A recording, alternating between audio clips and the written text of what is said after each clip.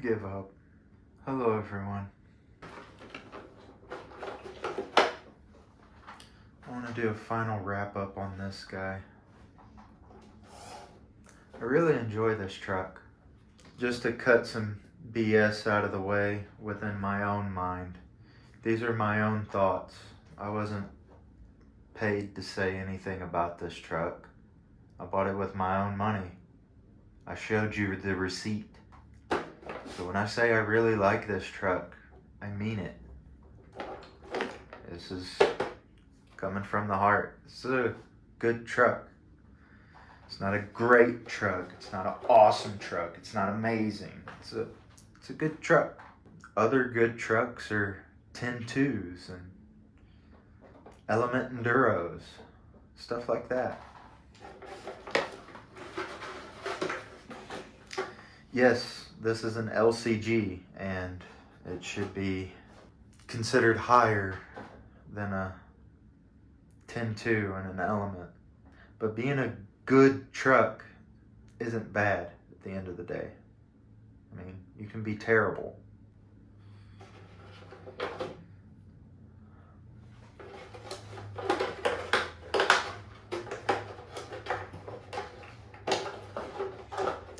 Go over a few things.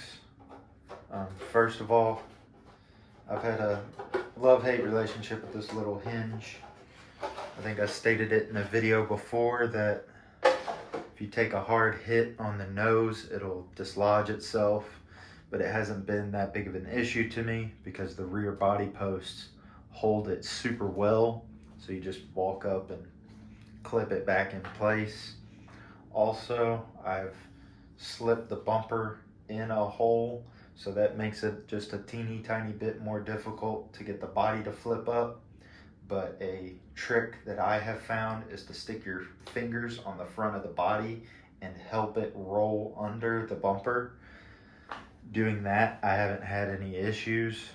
Getting into a really big contentious thing, especially if you're a purveyor of the Book of Faces, these shocks. I don't know how many people have came to tell me their preference, but that I should follow their preference like they engineered the truck themselves. Some people will tell me that taking these little springs out doesn't let the truck sit low enough and that I should leave it as it was intended. Some people say I should take the internal shocks just out of the rear, but leave them in the front. Some people aren't even run any springs, external or internal. Look, this is a hobby. I'm going to do this hobby the way I want to do it.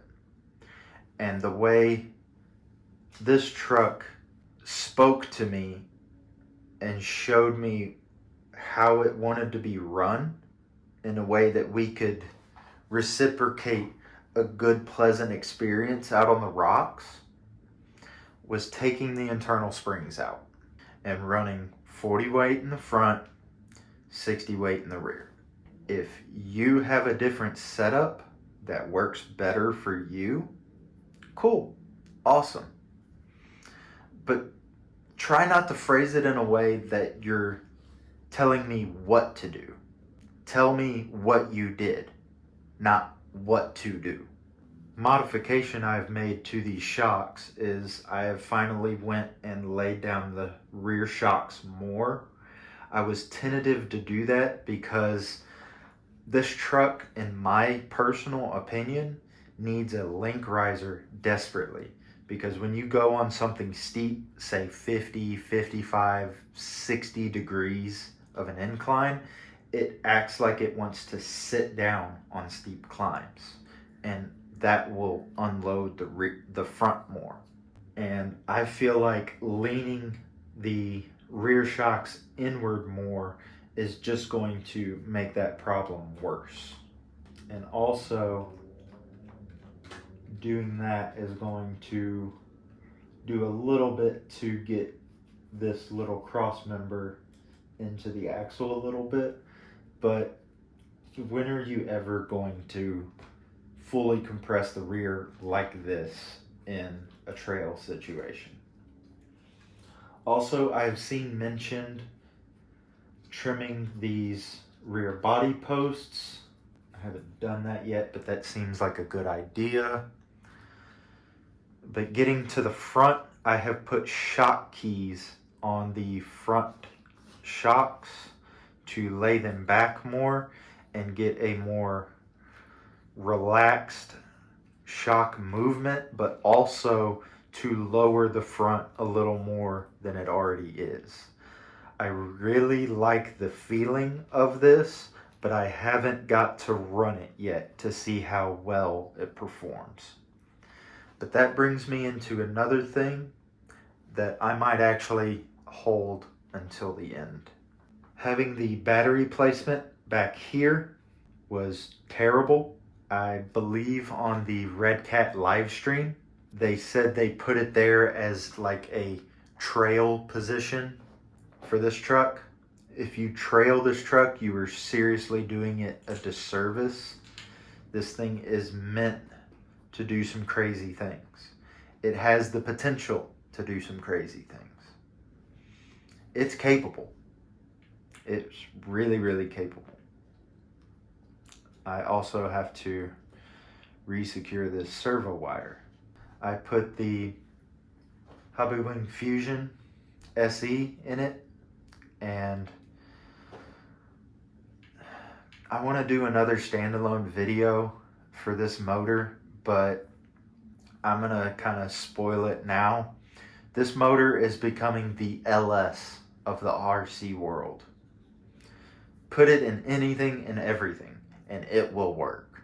The brushed ESC that was in here is starting to become unacceptable, but there's only so much I can say because the RC industry is going to give us trash electronics just to get vehicles in our hands. Unless we say something and be more vocal about it, they're just going to keep doing it. But I do agree with Logan of West Desmond Wheeler. If they would have had this vehicle with the same servo, but a quick run Fusion SE and say $349.99, I would have bought it at that price point as well. And speaking of the servo, no complaints there either. I don't know if they're lying on the box, but I have no problem with it. It does its job. It hasn't given me any trouble. It hasn't complained. It moves the tires when I ask it to, how I ask it to. A lot of people have said it's slow, but I'm not a speed demon for a servo kind of guy. Oh, I almost forgot. These Hyraxes made this thing perform so well. I completely forgot that there were different tires that came with the truck. The stock tires, I almost forgot to talk about them. They're good. They're not great. They're not amazing. They're what I'm calling a good trail tire. I don't know if I can get this on camera, but if you get up in there, there's a teeny tiny bit of feathering and break-in happening, and they're not totally disappointing, say like a axial Nitto Trail Grappler, or what were those spaghetti tires that they had? Those were even worse. Those came on the Honcho. The Honcho stock tires were straight garbage. These aren't that. These are a good trail tire, is what I'm saying. If you want to compete and like set up some gates with your buddies and do a comp, nah, these ain't it. But these aren't total garbage. Now, this is another thing of tell me how you did it, not tell me what to do. You can get the plastic wheel off of these tires. My personal preference for getting tires off of plastic wheels that are glued is boiling them. Get a big pot, fill it with water, get it boiling, throw the tires in there, boil them for like 10-15 minutes. There's instructional videos on it, so don't take my word for it. But yes, that is a method you can use to get these plastic wheels out of these tires. Another way is just get like welder's gloves and a heat gun and slowly work the glue out of it.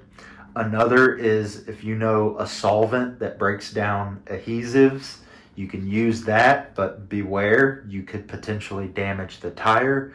The other thing that I have seen that people have kind of shot themselves in the foot with is using acetone, and it completely melted the wheel and I think partially damaged the tire. That photo has been floating around Facebook for a little bit, so I just play it safe and boil the wheels out of the tire.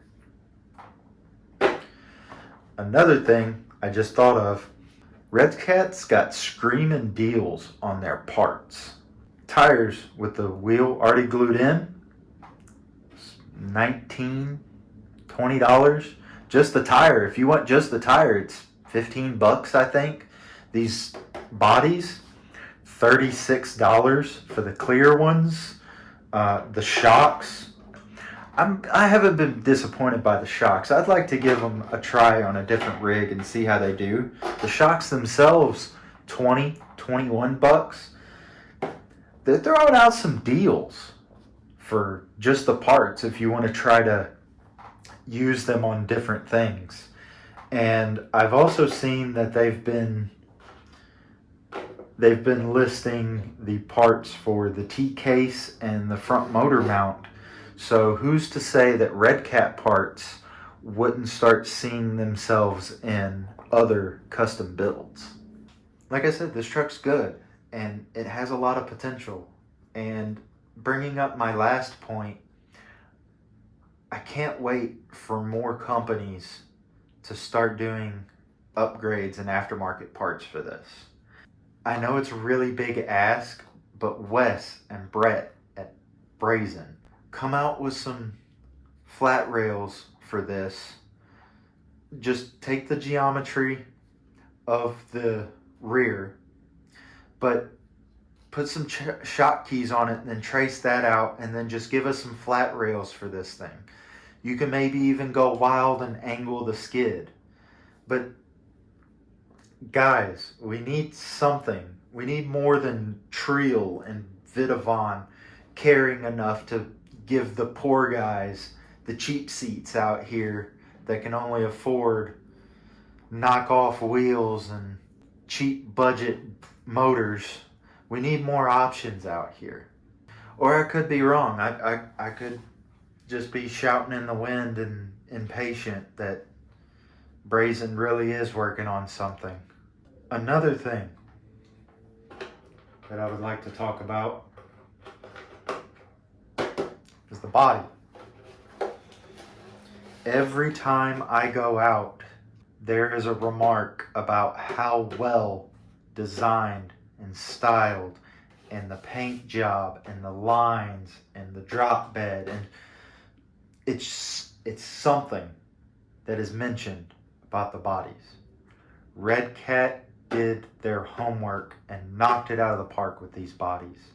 I have yet to see a blue one in person for more than 5 minutes, but like I said, when I was at Proline by the Fire and I saw this red, I fell in love with the color. It didn't happen with the blue, but I would like to go and see if they have one at Hobbytown on display and spend more time looking at the lines and the angles and everything. But either choice you make, $289 for this one or $299 for the blue one, you can't go wrong for the price point. You really can. They're good trucks, and I don't think they're going to disappoint. Are there bad things about this truck? Are there issues? There was only one issue that I had, and that was that pinion screw coming out in the axle. If you do your homework and go to Redcat pages on Facebook, that issue has been known about since the Redcat Gen 8 V1. So when you get this truck, take it apart, put it back together with some Loctite, nut and bolt it, make sure everything's tight and good the way you like it. You may even learn something about how it works. Other than that, good boy. I guess I'll try to clean this bench some more. I'll see everyone in the next video.